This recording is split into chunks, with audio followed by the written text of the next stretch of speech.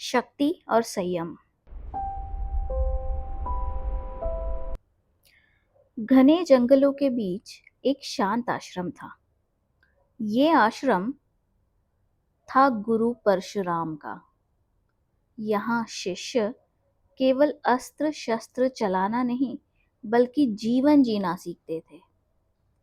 एक दिन दो शिष्य आपस में बात कर रहे थे।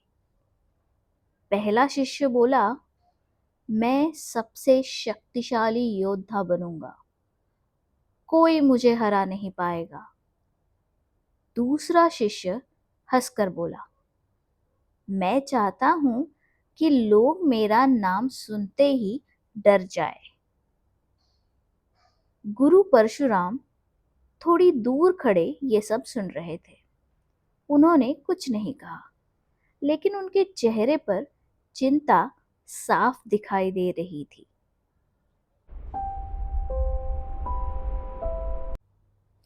अगले दिन सभी शिष्यों को बुलाया गया।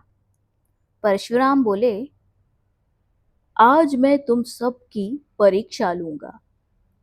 तुम अपनी शक्ति का प्रदर्शन करोगे। सभी शिष्य उत्साहित हो गए। एक एक करके शिष्य आगे आए। कोई पेड़ काट रहा था, कोई पत्थर तोड़ रहा था।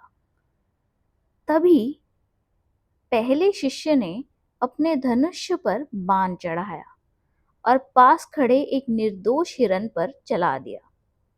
हिरन गिर पड़ा। पूरा आश्रम सन्न रह गया।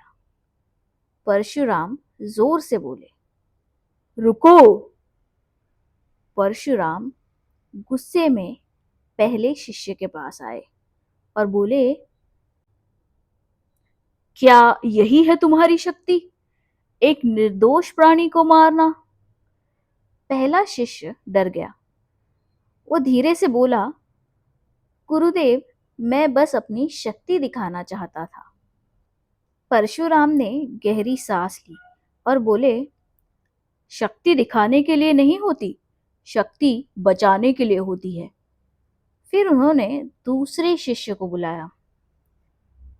तुम आगे आओ और अपनी शक्ति दिखाओ। दूसरा शिष्य आगे आया। उसने चारों ओर देखा। पेड़, पक्षी और जानवर सब शांत थे। उसने अपना धनुष नीचे कर दिया और बोला, गुरुदेव, यहाँ कोई शत्रु नहीं है। मैं अपनी शक्ति का प्रयोग केवल रक्षा के लिए करना चाहता हूँ, विनाश के लिए नहीं। परशुराम के चेहरे पर हल्की मुस्कान आई।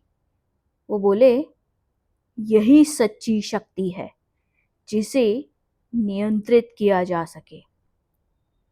फिर परशुराम ने सभी शिष्यों की ओर देखते हुए कहा, जिसके पास शक्ति होती है, उसके पास विनाश करने की क्षमता भी होती है। लेकिन सच्चा योद्धा वही है जो अपनी शक्ति को संयम में रख सके।